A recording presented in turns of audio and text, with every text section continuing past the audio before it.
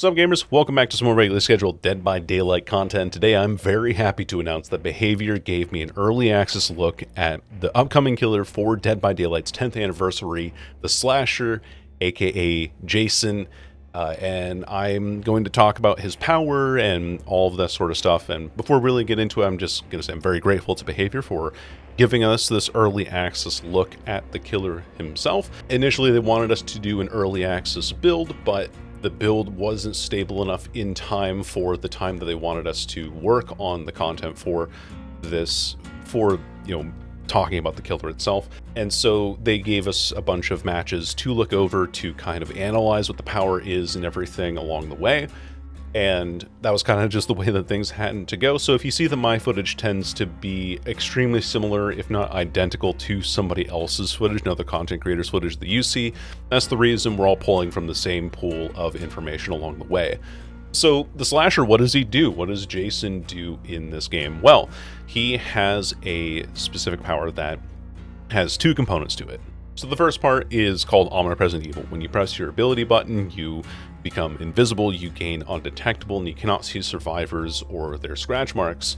But when you are nearby survivors, you get to see their footprints on the ground. They are highlighted in a bright color. I believe you can change this in your settings.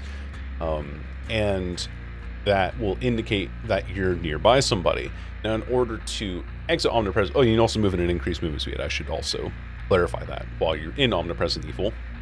In order to exit Omnipresent Evil, you have to target a nearby pallet or window location. So you then pop out of invisibility at a pallet or at a window. Now, when you go through a window, you always vault the window, and when you vault the window, you will block the window. At pallet locations, this can include upright pallets, downed pallets, broken pallets, so you don't lose locations to teleport to as the match progresses. But the range seems relatively short. You have to basically be within very close line of sight of the location. And that makes sense. Like, he wants to be this killer that's kind of in proximity and appearing at random locations according to proximity of the survivors themselves. On upright pallets as well, he also blocks them when he jumps out using jump scare. And then when he comes out of Omnipresent Evil, he gains haste for a very brief period of time, and then nearby survivors are also detected with killer instinct, so it lets you kind of track the locations of where the survivors are a little bit easier. So you have this map mobility and this ability to jump out at survivors. And it's a lot of fun. It looks like it's a lot of fun to play overall. It'll be really fun to see just how creative people can get with this. Then when you also vault out at a dropped pallet, you will always break the pallet. And yeah, I think that's kind of it. I think I've covered everything that I saw in the early access footage. So you move at an increased movement speed, you are invisible, you see foot. From another thing is that from the survivor's perspective, they don't hear or see you until you get close by. And when you are close by them, they get an indicator around them in like this kind of like fog clouds, very thick fog clouds kind of appear around their feet, and so they know that the killer is nearby and ready to jump scare them. And then you have to be really careful. You have to hold still and make sure that the killer doesn't hear you, because if you don't hold still, then he sees your footprints and can jump out at you pretty easily. So that's a mobility part of the power. But what does he actually do in terms of chase, in terms of damage? Well, Jason has a projectile power. He has an ability that they call throwing spikes, where throughout the map there are these little scrap piles that you can see, or that you'll be able to run into and swing by. You can drive by. You can go full movement speed, pick up a spike, and then you have that kind of projectile power ready. And then you can hold the ability to charge it. It gives an audio indicator when you have the ability charged, and then when you have it charged, you just huck that thing at Mach 10. It looks like it has a very straight projectile speed. It looks like it travels a little bit faster than some of the regular projectiles that we're used to in this game.